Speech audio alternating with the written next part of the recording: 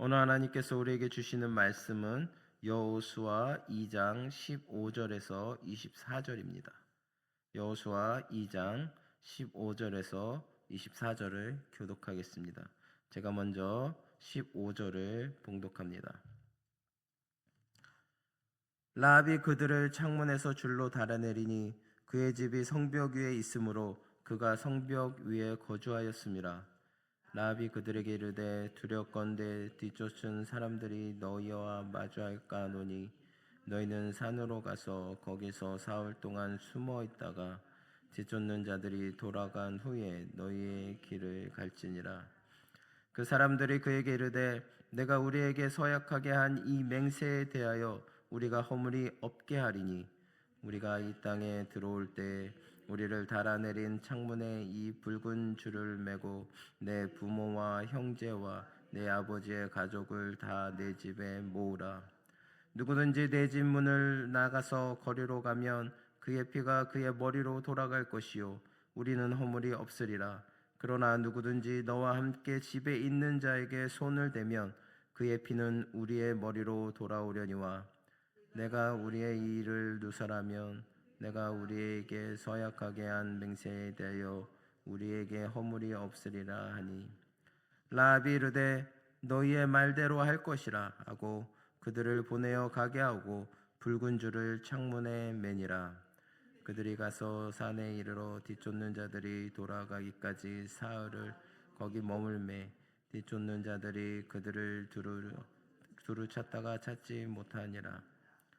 그 두 사람이 돌이켜 산에서 내려와 강을 건너 눈의 아들 여호수아에게 나아가서 그들이 겪은 모든 일을 고하고 또 여호수아에게 이르되 진실로 여호와께서 그 온 땅을 우리 손에 주셨으므로 그 땅의 모든 주민이 우리 앞에서 간담이 녹더이다 하더라. 아멘. 할렐루야. 오늘은 붉은 줄 아래 머무는 믿음이라는 제목을 가지고 여러분과 함께 나누기를 원합니다. 하나님은 종종 사람의 기준을 뒤엎는 분이십니다. 세상은 강한 자, 또 배운 자, 가진 자를 높이지만 하나님은 약한 자를 들어 강한 자를 부끄럽게 하십니다. 지혜 있는 자를 부끄럽게 하시고 세상에 미련한 자를 들어 하나님의 뜻을 이루십니다. 오늘 본문에 등장하는 기생 라합이 바로 그런 사람입니다. 라합은 입양 여인이었습니다. 게다가 기생으로 살아가는 세상적 기준으로 보면 천한 여인이었습니다. 그러나 하나님은 바로 그 여인을 들어 하나님의 구속사를 이루셨습니다. 라합은 이스라엘의 하나님에 대한 소식을 들었습니다. 홍해가 갈라졌다는 소식, 아모리의 두 왕이 이스라엘에게 패했다는 소식, 그리고 여호와께서 이스라엘과 함께 하신다는 소식. 그녀는 그 소문을 단순히 듣는 데서 멈추지 않았습니다. 그 말씀을 믿음으로 들었습니다. 그 믿음이 그녀를 움직이게 했고 그 믿음이 그녀의 가족을 살렸습니다. 하나님은 이방 여인 라합의 믿음을 보시고 그녀를 구원하셨을 뿐 아니라 그녀를 메시아 예수 그리스도의 족보에까지 올려주셨습니다. 사랑하는 성도 여러분, 오늘 이 본문은 우리에게 구원의 길이 어디에 있는지를 보여줍니다. 구원은 신분이나 혈통이 아니라 믿음으로 주어진다는 것입니다. 그리고 믿음은 살아있는 믿음, 행동하는 믿음이어야 합니다. 본문 18절 말씀을 보시면 정탐꾼들이 라합에게 이렇게 말합니다. 우리가 이 땅에 들어올 때 우리를 달아내린 창에 이 붉은 줄을 매라. 라합은 정탐꾼들을 숨겨주고 그들을 창문으로 달아내릴 때 사용했던 밧줄을 다시 메어두었습니다. 그 붉은 줄이 바로 구원의 표, 진실한 표였습니다. 그 표를 매단 집은 멸망의 날에도 살아남게 될 것입니다. 이 장면은 출애굽의 6월절 사건을 떠올리게 합니다. 애굽의 장자 재앙이 내릴 때 하나님은 말씀하셨습니다. 내가 피를 볼 때 너희를 넘어가리니. 이스라엘 백성의 집 문설주에 발라진 양의 피, 그 피가 하나님의 심판을 막는 구원의 표가 되었습니다. 여리고성 위의 붉은 줄도 그와 같은 의미입니다. 바로 예수 그리스도의 보혈을 상징하는 것입니다. 성도 여러분, 오늘 우리에게 구원의 표는 무엇입니까? 바로 예수 그리스도의 피, 그분의 십자가입니다. 마태복음 26장 28절에 보면 이렇게 말씀하고 있습니다. 이것은 죄사함을 얻게 하려고 많은 사람을 위하여 흘리는 바 나의 피, 곧 언약의 피니라. 예수 그리스도의 피를 믿는 자, 그 피로 덮인 자만이 구원을 얻습니다. 교회를 오래 다녔다고 해서, 직분이 있다고 해서, 혹은 믿음의 가정에서 태어났다고 해서 구원을 받는 것이 아닙니다. 오직 예수의 피 아래 거하는 자만이 구원을 받습니다. 라합은 기생이었습니다. 그러나 그녀는 그 피의 표를 메었습니다. 그녀는 구원의 확신을 붙잡았습니다. 하나님은 그 믿음을 기뻐하시고 그녀와 그 가족을 구원하신 것입니다.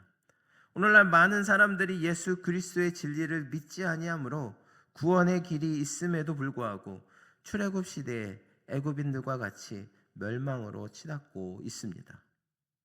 우리는 다 출애굽 당시 이스라엘 백성들과 같이 여리고 멸망 당시에 라합과 같이 구원의 표를 가짐으로 자신을 하나님의 심판으로부터 지킬 수 있어야 하겠습니다. 오늘 여러분의 심령에도 그 붉은 줄이 메어져 있습니까? 예수 그리스도의 보혈로 덮인 인생을 살고 계십니까? 그렇다면 세상에 어떤 심판이 와도 두려워할 필요가 없습니다. 바로 그분의 피가 여러분을 지켜줄 것이기 때문입니다. 오늘 본문 19절을 보니까 누구든지 내 집 문을 나서 거리로 가면 그 피가 그의 머리로 돌아갈 것이요 라고 말씀하고 있습니다.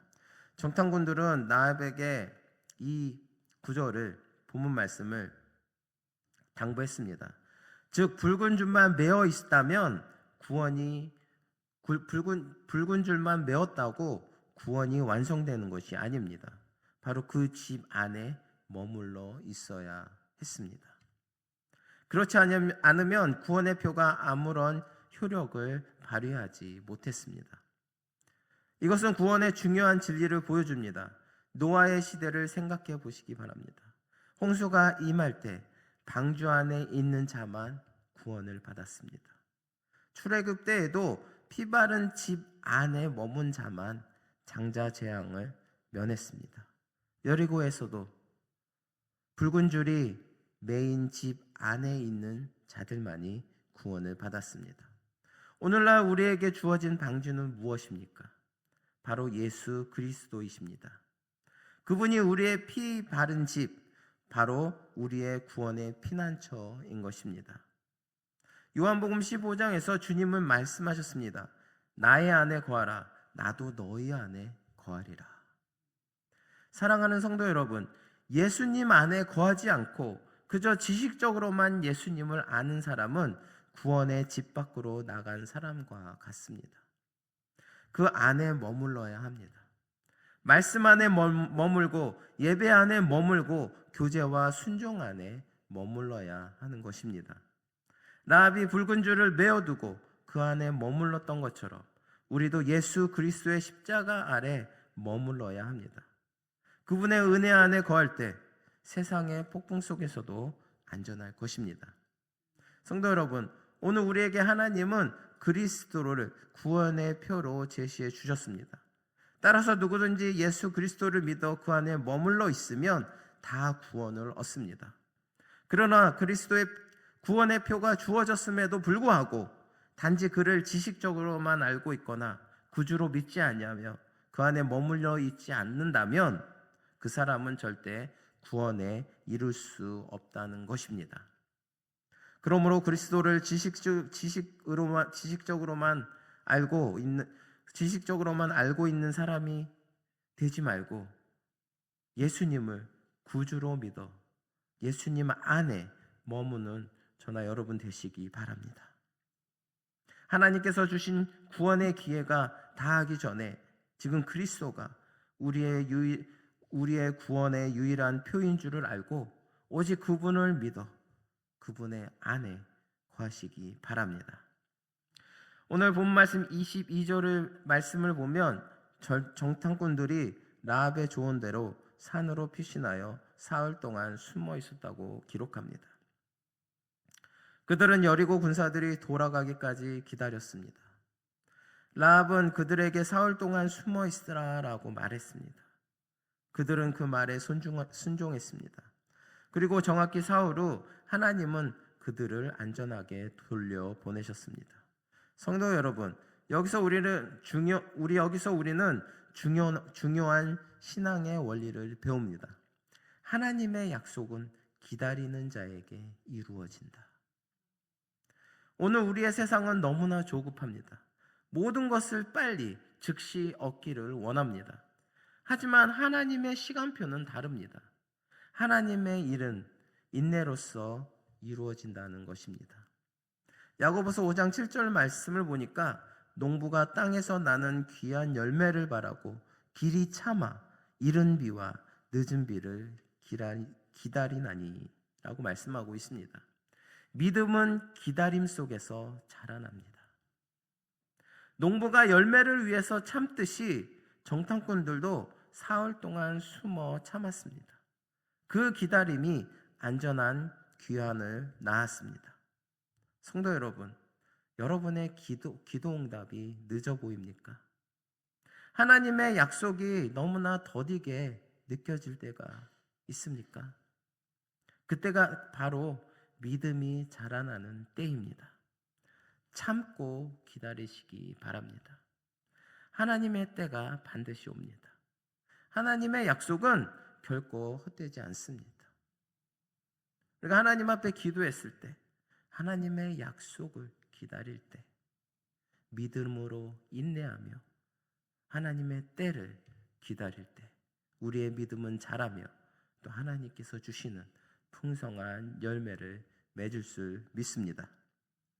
오늘 본문 말씀 23절 이하에서 두 정탐꾼은 여호수아에게 돌아와 모든 일을 보고합니다. 그들은 숨기지 않았습니다. 라합의 도움, 여리고 사람들의 두려움, 모든 일을 있는 그대로 말했습니다. 그리고 이렇게 고백합니다. 진실로 여호와께서 그 온 땅을 우리 손에 붙이셨으므로 그 거민의 간담이 녹더이다. 24절에 이렇게 말씀하고 있지요. 이 고백은 단순한 보고가 아닙니다. 체험에서 나온 신앙의 확신이었습니다. 이전에는 여호수아의 말을 들었을 뿐이었습니다. 하지만 이제는 자신들의 눈으로 보았고 손으로 만졌습니다. 그래서 정탐꾼들은 말합니다. 진실로 그렇더이다.